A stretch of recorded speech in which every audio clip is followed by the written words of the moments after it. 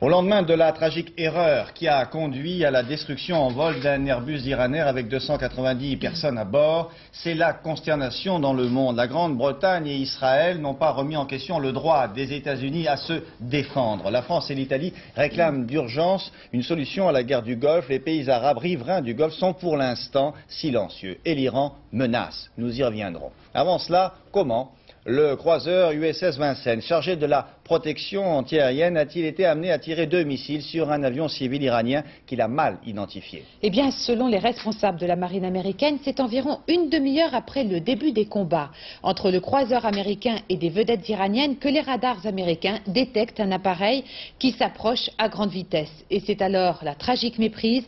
Les Américains pensent qu'il s'agit d'un avion militaire. Jérôme Bonny. Les recherches se poursuivent en ce moment même dans les eaux du Golfe pour tenter de retrouver les corps des victimes.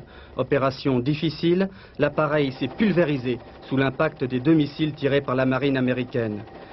Les vedettes iraniennes ont déjà repêché 150 cadavres sur les 290 victimes, parmi lesquels 66 enfants. Cette catastrophe est intervenue alors que les incidents avaient repris dans le Golfe, où la marine américaine a toujours pour mission de protéger les navires marchands. Vendredi soir, attaque irakienne contre un pétrolier grec près de l'île de Karg. Samedi, attaque de vedettes iraniennes contre un supertanker danois près de l'île d'Abu Moussa. Dimanche matin, enfin, des vedettes rapides iraniennes attaquent un hélicoptère du croiseur américain USS Vincennes. 2 vedettes iraniennes sont coulées. Un peu plus tard, 1 heure après selon les Iraniens, l'Airbus A300 du vol Iranair 655 Téhéran-Dubaï décolle de son escale de Bandar Abbas. Il est 10h47.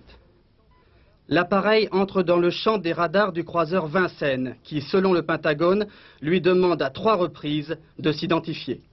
Selon Radio Téhéran, le pilote ne signale rien d'anormal dans son dernier message à la tour de contrôle. Il semblerait que l'Airbus vole bien dans le couloir aérien, contrairement à ce qu'a d'abord affirmé le capitaine du croiseur, Will Rogers. Par ailleurs, on s'explique mal comment un bâtiment aussi sophistiqué que le Vincennes, l'un des fleurons de la marine américaine spécialisé dans la détection antiaérienne, a pu faire la confusion entre un Airbus et un chasseur iranien F-14. À 10h54, le croiseur américain tire 2 missiles solaires. L'avion est abattu. À Dubaï, les amis des passagers apprennent la tragique nouvelle. Il n'y a pas un seul survivant.